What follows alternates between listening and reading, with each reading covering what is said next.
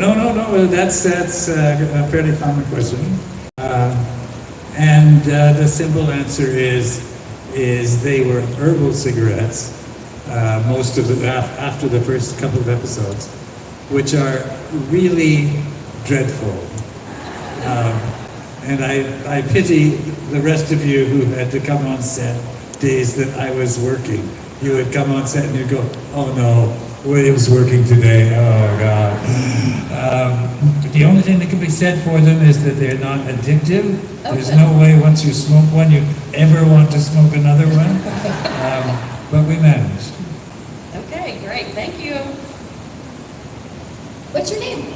Hi, my name's Mandy. I have a question that's from my friend Gigi, who couldn't be here. It's for Annabeth, and she wants to know if you thought that Reyes would get a chance to come back and redeem herself in season 11 after what happened in season 10. Well, yes.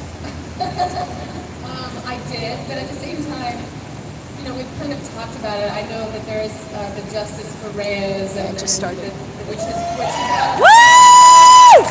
I very much appreciate. But they're also, I have said I don't want to be punitive about the fact that there wasn't. Is there a bit of a gaping hole in Monica's story? Yes. But I was happy to be a part of the last two, the revival. And then, as many of you all know, there's a whole fanfic online world where there is justice for Monica Reyes, and maybe that'll, come to life in some form. I thought she was my girlfriend. Thank you. Thank you. What's your name? Hi, my name is short. My name is Susan, and that's okay. I'm loud. This is specifically for Mitch and William. When you were, and I've been fans since the very beginning of the show, and at what point did you think you were either a good guy or a bad guy? He's always thought he was the hero of the show. So, there you go. Well, I'll let you tell that. Yeah, let me tell that. So, I spent a lot of time trying to explain the show to fans who just really don't get it. There are a lot of people who, strangely enough, think that Mulder's the hero of the show. And I have to, I have to be patient for people who have a very simple view of the world, and don't realize that behind everything is the force that is important to align yourself with. So no, definitely I was the good guy.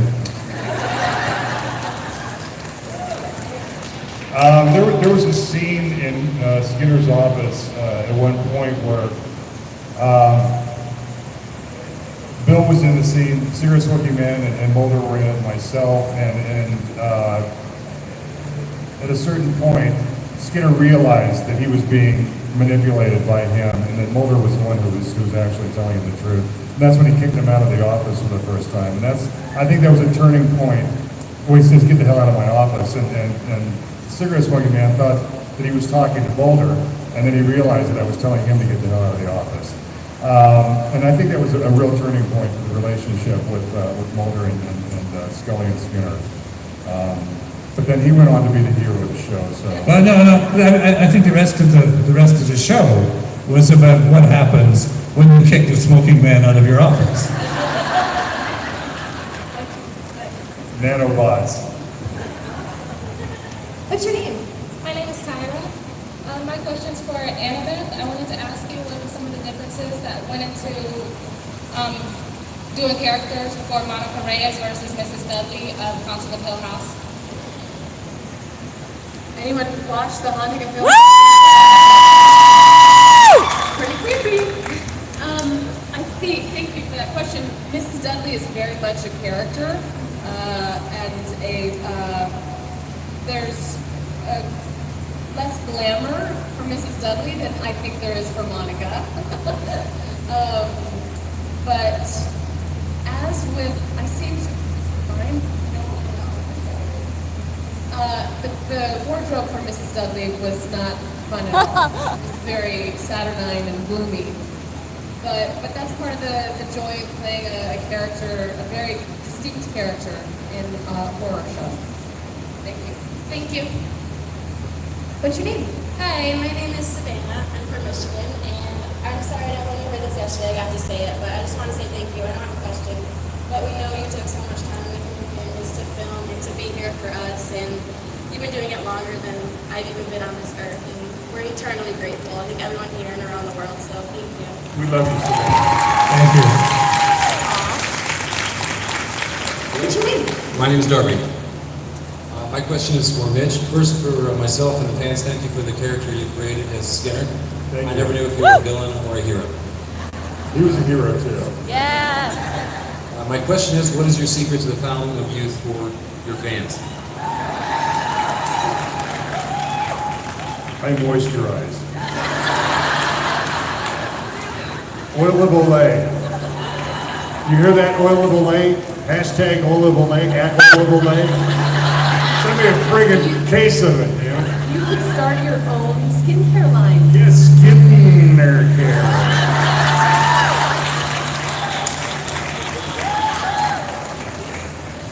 What's your name? Listen, I have to tell you, he just nicked her. Skinner didn't really shoot her in the forehead. He just nicked her with her hand. Skinner's a marksman. He's an ace with a gun. If he wanted to kill her, he would have killed her. Why he didn't hit this guy, I don't know. I'm having trouble hearing what you said, but I don't think I liked it.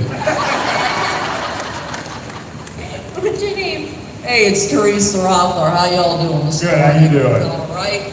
Okay, this is kind of further to what the moderator asked this morning. It's directed at all three of you. What is the most interesting gift you've ever gotten from a fan? I had a star named after me. That was kind of cool. See, that's cool. Yeah. You never got anything interesting?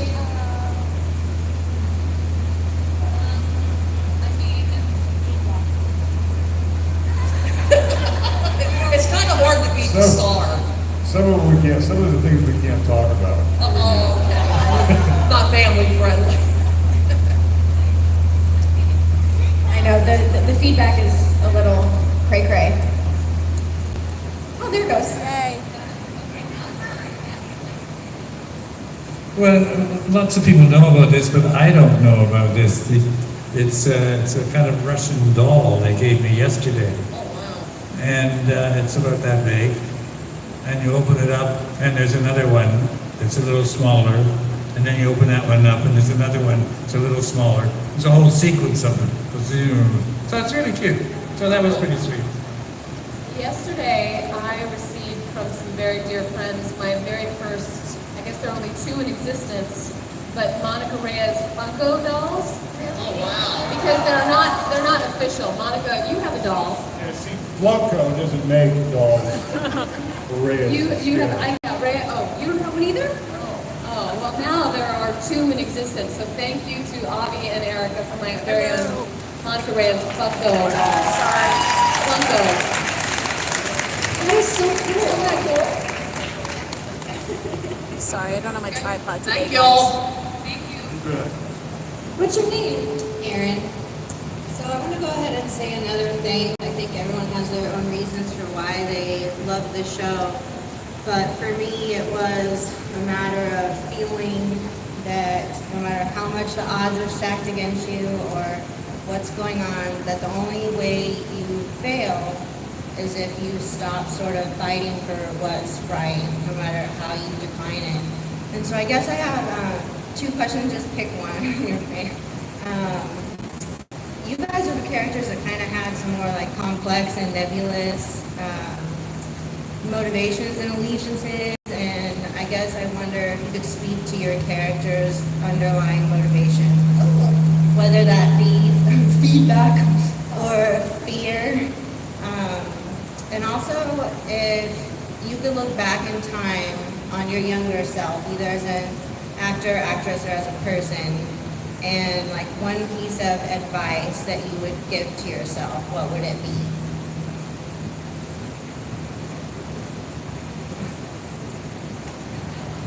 Oh, thanks. There's a few different angles to that.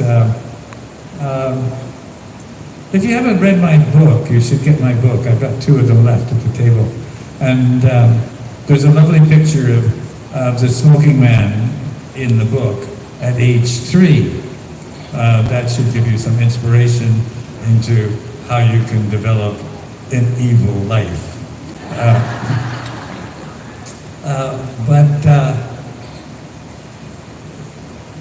In terms of you talk about fighting for what you want, and of course the difficulty is people want different things, and some people want something. Sometimes people want the same things that somebody else wants, and so if we fight for what we want and you fight for what you want, we end up fighting each other. So that's not too good. What the smoking man really fought for, I think, was to save some portion of humanity from the catastrophe that he thought was coming, and to make sure that at least a few people would survive, so that the human race could survive. And I think that, well, that's all I have to say. Well, in seasons 8 and 9, I would have said that Monica, part of her motivation was to marry John Doggett. But then the last 2. I think she meant Skinner. No, the last 2. Then it was about. Well, I mean, yes, I love you. But then in the revivals, I think it was about her love for Scully. I'm going to speak to the second question you asked. Young actors ask me if I have any advice for them. And 2 things I tell them is know your lines and don't be an asshole. That's paramount. And if I was speaking to myself, I wish when I was younger I had been less of an asshole. And not as an when I started acting, I was fine. And I wish I was the person when I was younger than I am now. But that comes with life and learning. But I think selfishness was a huge part of my young life. And thank God I worked myself out of that and became more respectful of other people's, just of other people in general. So. Thank y'all so much. And moisturize. And moisturize, like you said. Hi, my name is Justine, and this is for Annabeth. And I wanted to know during Scully's pregnancy, when he was giving birth, if you could do the whale song, please. Please, if you can. You know, people have asked me that again and again and again. I can't. You can't do it? I mean, I could do a little bit. Try. We'll harmonize. You do it with me? No, it's not. I think it sounds a little too inappropriate. People could use it against me. But you know what I love about that scene is when we delivered the baby. Yes. Special effects was cottage cheese and strawberry jelly. For the afterbirth. Oh. Just saying. Okay, thank you. I love you guys. Hey guys, I'm Amy, and I just came from hosting the panel on the Scully effect. And I really wanted to talk about how Skinner and Monica were really great allies for Scully, and especially how you didn't see Scully having female friendships very often, and to have Monica, be a woman from the Xfiles, be an ally for her, or kind of how you feel about your trajectory in that role obviously Skinner was a great ally for Scully, and he was the one to tell her, this is what happened to you, and I want to talk a little bit about how you carried those arcs into seasons 10 and 11. Well, they spent the whole time not trusting Skinner, so I don't know if But right at the end, we knew. But at the end, we knew. What I'm saying? If it had any effect on her behavior, so I don't know how to answer that. I wish there would have been at least one episode or a few scenes in 10 and 11, especially 11. And I do think it was a missed opportunity in this climate to just have a scene or two with showing that friendship, that female friendship. So, I tried to, as obliquely as it was written, I had to, just from my own perspective, to justify it, I had to believe my own backstory, which was that I was there to save and protect Scully and the baby, and play a partner to Cigarette Smoking Man for that aim. But I do, like I said, I do think we could have had a scene or two, at least, between Scully and Reyes. What do you think Monica was doing in the intervening years? I'm sorry, say In the intervening years between when we last saw her and then when we saw her again, where do you think she was? Well, I mean, I think she was cultivating this relationship with Cigarette Smoking Man to try to save the baby. Thank you guys, and thank you for being so good to your fans. Sometimes we have to, we get these scripts that come out of Chris Carter's imagination, and it's lovely, and there's some things there. But what's behind it, who knows? And we're often busy finding our way to see what we can put behind it, because it's not a finished painting. So we have to sketch things in that make it work for us. And I think that's part of the fascination of the show, hopefully for all of you people.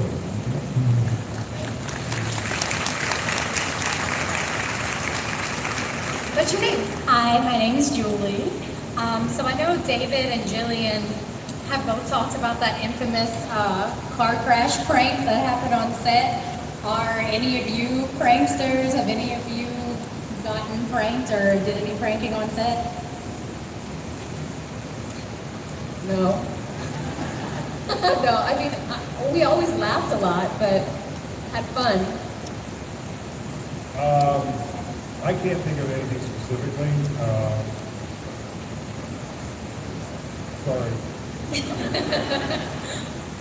I don't even know what the car crash was. Was there a prank car crash? Jillian ran into a pole and David put on a neck brace the next day and I had no idea that happened. yeah. Somehow I think that would be less tolerated among the ranks of the cast. Thank you guys. You bet. What's your name? Hi, I'm Maria. I flew from the Philippines last March for the Xfest, and I flew back from the Philippines for this Spooky Empire, and it's still absolutely fucking awesome. God bless I'm so happy to see you guys again. you. And Are you coming back for the next one? yes, I'm broke, but I'll figure it out. So I've really come to respect and admire you as actors so much, especially after meeting you. I was wondering, is there anything else? Well, it's fairly early in your careers, I think. I do believe that. Is there anything else that you guys would like to do or play in stage or on screen in terms of a role? Well, I've always said, and they've heard this, I've always wanted to play Big Daddy and Pat on a Hot Tin Roof on stage. So. And I would love to direct it, so there we go. Let's get going. I'm a sometime actor and a sometime theater director. My background, my passion, I suppose, is directing for the theater. So let's go. You heard it here. Thank you. Thank you. What's your name? Hi, my name is Renee, and I was a latchkey kid growing up, so I've literally been watching you guys forever, back to the Shocker days. So I was just wondering, which of the characters that you've portrayed would you like most want to sit down and have a beer with, have a drink with, just chill with?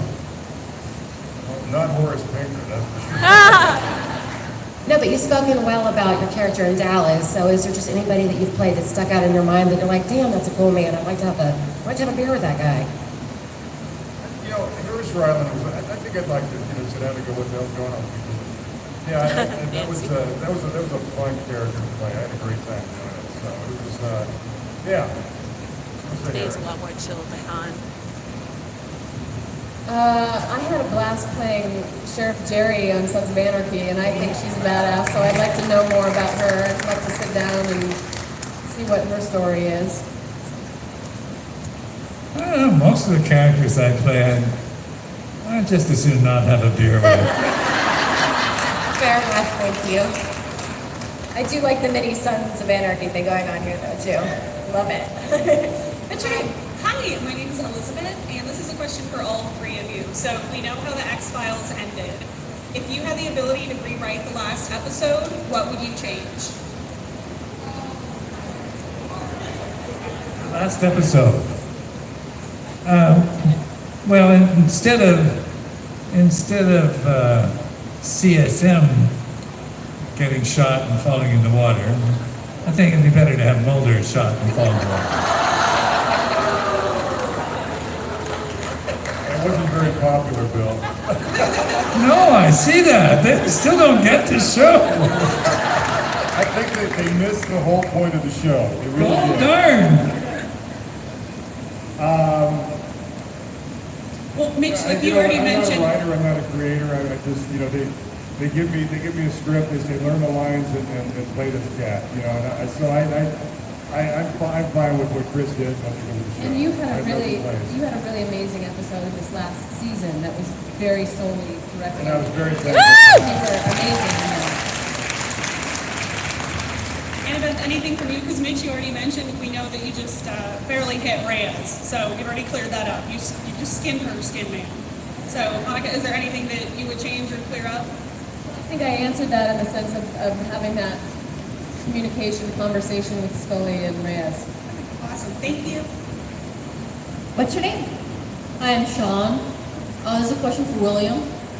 I wanted to know what your experience was as a teacher in founding your acting school. Well, let me remind you, I do have a book for sale. Only 2 copies left, and it's at the table. It's also available on Amazon and whatever. But anyway, so yeah, I started teaching acting when I was actually quite young. I had gone to theatre school in England at LAMDA, the London Academy of Music and Dramatic Art, and I ended up teaching there and directing in various theatres in Britain. I had a challenge in my life in 1965, I think it was roughly, when I was scheduled to continue in England and be assistant director to Albert Finney when he directed his first movie. And at the same time, I got a phone call from Canada, from the National Theatre School of Canada, asking me to come and work at the National Theatre School of Canada, and I had to decide. So that launched me into a more focused teaching role because I came to the school. When I finally came to start my own school, it was partly a practical necessity. I had kids, I needed work, I needed things to happen, and I was good at it. So I built a school in Vancouver. There's more to the story, but I think that's enough for now. Thank you. Yeah. Hi, my name is Kevin. First off, thank you guys for coming. You're all awesome. I know it's already been said already. But my question was for all 3 of you.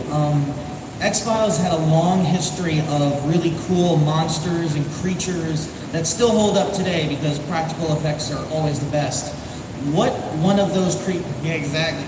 Which one of yours was your favorite from the series of the creatures of the week? I like the Fluke Man. And that was Darren Morgan playing the Fluke Man. You guys knew that, I'm quite sure you do. But it was, that was one of the early episodes that I did. So it was, it's a creepy dude.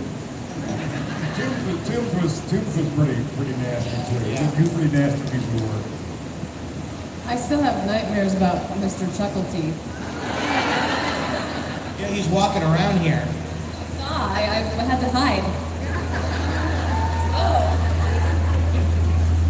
What was was the one in the first reboot who was really a werewolf and he was condemned to be a human?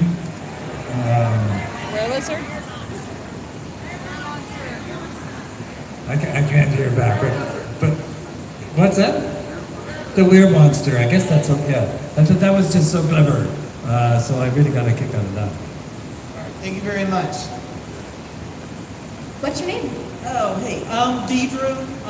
This question is for all three of you. Michael Coulter was on a Comic-Con in Baltimore about a couple months ago, and he was speaking about how hard the actor's life is. You don't know when your next gig is coming, so sometimes you have to take a normal job to provide for your families, and it really upset him that people on social media were trying to shame actors that they saw at the grocery store or wherever.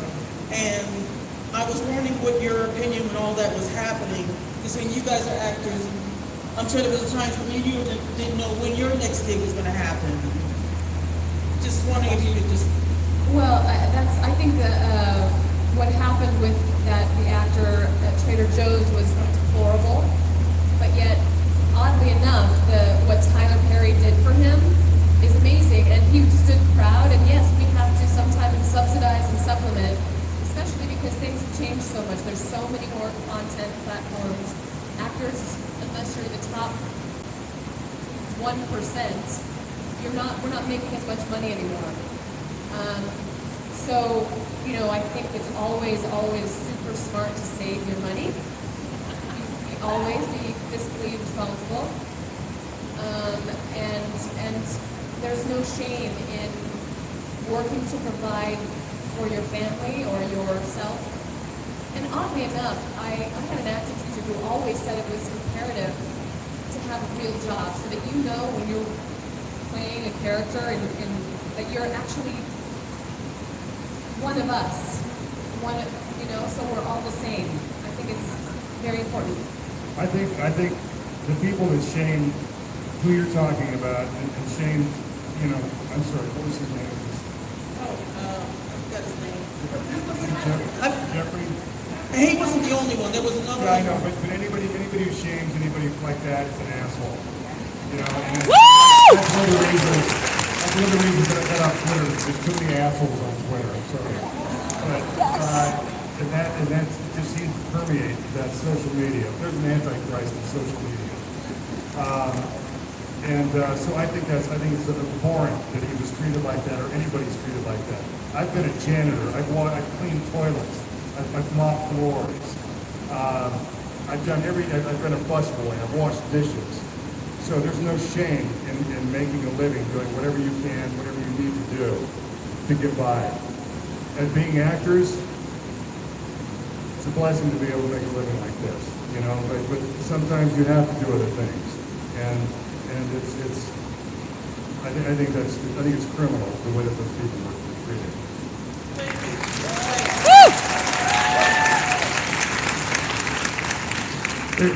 There is another way in which this profession is constructed in other parts of the world, where you, at a fairly early age, you are invited into the National Theatre Company and you work there for the rest of your life, and you do great work. We don't have those things in our Western society. What's your name? Hi, my name is Valerie, and my question is for Annabeth. I know you mentioned that you had written your own fan fiction to kind of explore Monica's story, backstory with working with CSM. So I was just wondering, have you had an opportunity to read any of the fan fiction by the fans dealing with that same thing, or any fan fiction, Xfiles fan fiction in general? Yes, absolutely. And I'm constantly impressed by the level of commitment and depth that so many writers are creating. Somebody has to help me because I just read something last week. I was shooting a movie in Atlanta, or in Georgia, called The Warrant. And there's a photograph of Neil, Donna, and I, and it's Civil War, 1864, and someone what was the name of it? It starts with an R. Is Avi here? Oh yeah, tell me what it is. And basically this photograph captured an amazing story, and I was like, oh my god, like now my acting career is recreating fanfic in another realm. It was amazing. So what was it called? Paracelsus? Paracelsus. Has anybody read that? Oh my god, it's incredible. Yeah. That's awesome, thank you. What's your name? I'm Sierra. Hi. This is for Mitch and William. You guys have both been on the Supernatural set, and I was just wondering how that compares to the Xfiles set. Well, I'll let Mitch answer that question, because I think I lasted, in screen time about 5 minutes, in actual on set maybe 2 hours before they managed to kill me off. But one of the things about the Supernatural set was a good portion of the crew was our Xfiles crew. So it was like being with family again. And Kim Manners was the showrunner when I did the show. So I really felt like I was still working on the Xfiles, but then I had 2 dudes instead of David and Jillian. And Jared and Jensen are 2 of the most genuine, lovely people that I've ever been around. I love them both. After about 3 days of working with them, I took Jensen aside and I said, listen, you guys are young, you get all this success, all this fame has been thrown at you, and I want to commend you for how well you kept your head screwed on. I said, please, sustain that. They have. They're both just 2 of the greatest guys in the world. And Misha's a great guy, too. So it was a really, really fun experience working on the show. Thank you. Yeah. What's your name? Hi, my name's Elora. My question is for all 3 of you. We all know that Chris Carter is a huge fan of cliffhangers and twists for his fans. Is there a particular cliffhanger or twist throughout the 11 seasons that stands out in your mind as particularly memorable? You guys know the show so much better than we do. So there's a lot of things, a lot of those, what you're asking about, that I can't even remember. I barely can remember what I had for breakfast this morning. But there's nothing that really stands out that I can recall right now. There's 4 twists that I remember very distinctly. Each of the times I died. And somehow came back to life. Thank you. I mean, who can come back from being hit by a cruise missile? Hi, my name is Claudia. My question is for all 3 of you. I just wanted to know if you've ever thought you've had any paranormal experiences. I have. And I have not, because I don't believe in them. I also have, yes. I'm having one right now. Well.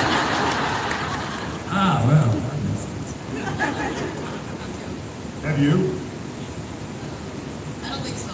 Maybe not yet. Not yet? Not yet. They're great. Good. It's still early, there's time. Okay, well, we still have about 5 more minutes, so if you guys have any last minute questions, now is your time. How was your experience? And also, how are you still alive?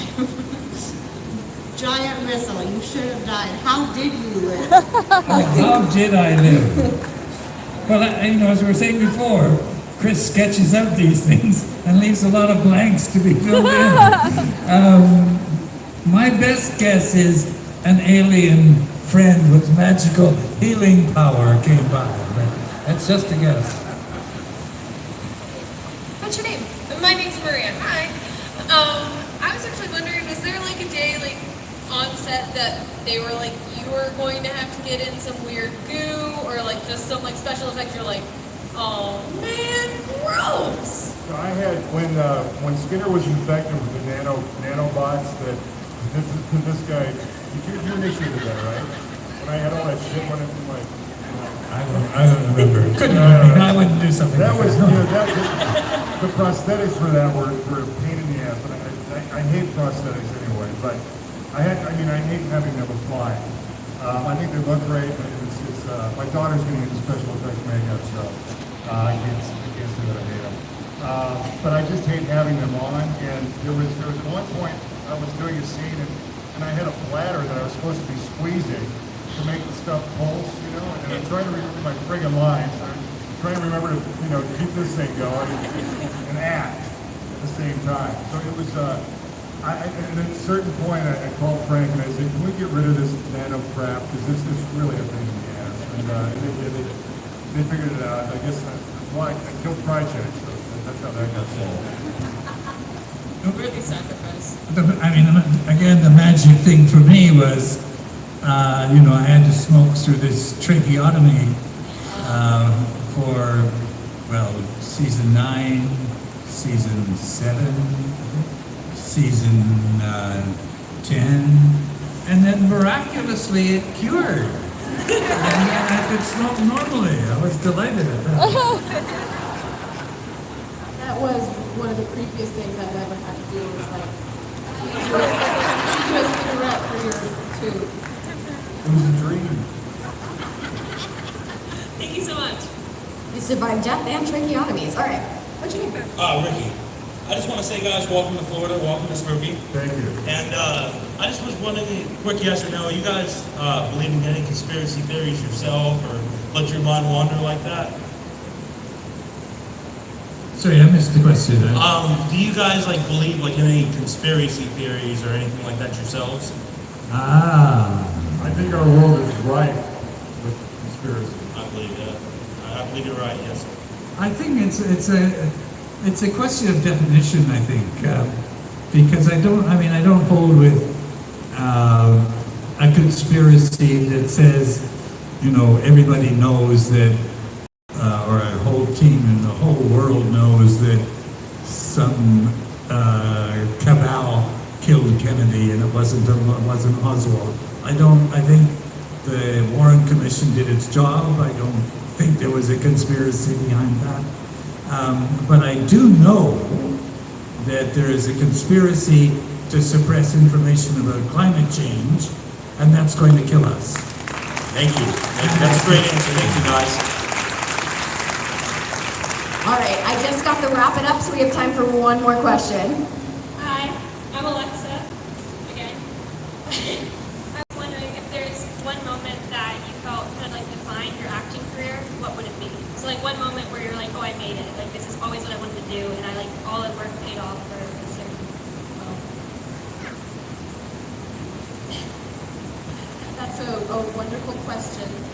I don't think, somehow inherent in the acting profession, especially in the industry, I think in theater there are those moments when you feel you have connected and your performance is rushing through you and you feel accomplished, connected.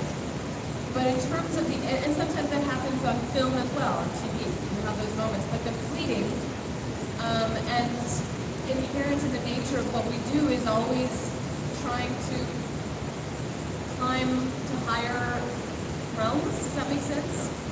And no, it's also you're never good enough because there's more to do. That's a good question.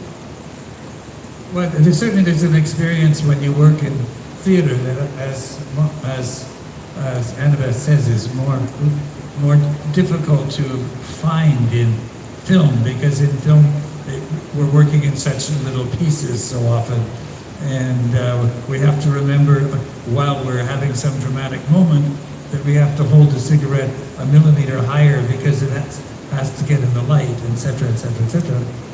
There's certainly times in theater, on stage, that you actually feel it's playing through you. It's actually happening. All of a sudden, I'm not doing anything. This is just happening, and that's a lift. That's a high. Yeah. I don't know if making it is the goal. I think just being happy with what you're doing and with the work you're doing, and being, feeling like you've been successful and creating a character. That, to me, that is more fulfilling than actually the thought of making it. People who are thinking, I've got to make it. Well, I think they're barking up the wrong tree. They're thinking the wrong path. They just gotta continue through with what they love to do, and we love to act. We play dress up and make believe for a living, so that's pretty sweet, you know. Yeah. Thank you. Thank you, sweetie. Well, speaking of defining moments, I mean, I think for all of us and being an X-Files fan, this is definitely a huge defining moment that we get to even share this room and listen to your guys' stories and just, you know, be around you guys. Because, like someone mentioned earlier, and I think X-Files fans are the best, and every person that I've met from the cast has been so wonderful to the fans, and I think that's what makes us bigger fans, am I right? Is because of how fantastic you guys are, and everybody in the cast. And thank you. Do we have time for one more? All right, let's do this. From the X-Files set, was there any prop or outfit or random something that you saw and just like, I just had to have that, it snuck off? I got a storage room full of X-Files shit. I took all my glasses, the brown glasses that I started out with. Glasses that I wore in the show were the glasses that I was wearing when I auditioned for the character. So I just continued to wear them. Chris liked them, so he let me wear them. But there was, on Skinner's desk, he had a brass bulldog. And I took that, baby. I still have a bunch of leather jackets, because that was kind of my signature leather and suede and theory suits. And I do also have a set of bells that hung on Monica Reyes' apartment door. I don't remember. We didn't sneak a pack of Morley's out. No, funnily enough. Darn, yeah. Thank you.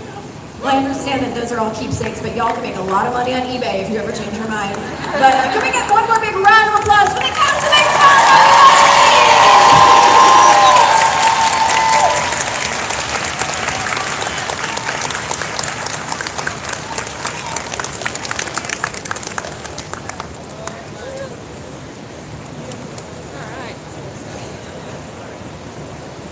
Thanks for watching, guys.